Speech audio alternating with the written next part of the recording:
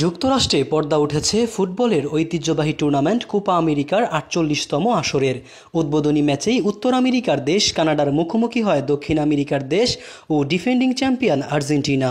টানা দ্বিতীয় শিরোপা জয়ের লক্ষ্যে তুলনামূলক সহজ প্রতিপক্ষের বিপক্ষে দারুণ জয় নিয়ে মাঠ ছাড়ে লিওনেল স্ক্যালোনির দল। ফিফা র্যাঙ্কিংয়ে ৪৮তম স্থানে থাকা কানাডাকে ২-০ গোলে হারিয়েছে কোপার বর্তমান চ্যাম্পিয়নরা। গোল দুইটি করেন জুলিয়ান আলভারেজ ও লাউতারো মার্টিনেজ। শুক্রবার বাংলাদেশ সময় সকাল ৬টায় আটলান্টার মার্সিডিস ব্রেঞ্জ স্টেডিয়ামে শুরু হয় ম্যাচটি।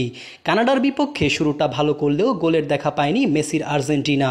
গোলশূন্য ড্র অবস্থাতেই শেষ হয় ম্যাচের প্রথমার্ধে সমান তালে লড়ে কানাডা। আর্জেন্টিনার সামনে ৭টি শট নেয় তারা।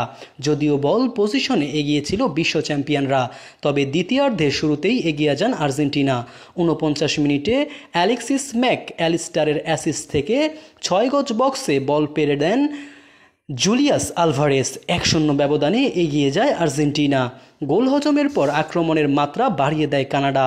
ডি বক্সে মুহূর্তেই আক্রমণ চালালেও গোলমুখে তেমন শট নিতে পারছিলেন না তারা। উল্টো ৬৫ মিনিটে প্রতিপক্ষের গোলরক্ষক ও একজন ডিফেন্ডারকে পেয়েও গোল করতে ব্যর্থ হন মেসি। তার শট ডিফেন্ডারের পায়ে লেগে ফিরে আসে।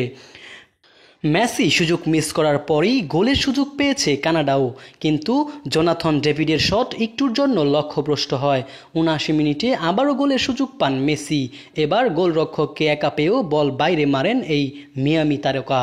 তবে ৮২ মিনিটে মেসির ক্রস থেকে গোলরক্ষককে একা পেয়েও ওতেমেন্ডি হেড করেন বাইরে। এত গোলের সুযোগ মিসের দিনে অবশেষে লাউতারো মার্টিনেজ ব্যবধান বাড়ান।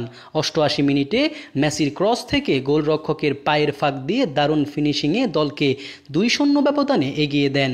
শেষ পর্যন্ত ওই ব্যবধানে ম্যাচ জিতে মাঠ ছাড়ে আর্জেন্টিনা। মোহাম্মদ সাইম সরকার, নিউজ বাংলাদেশ 64।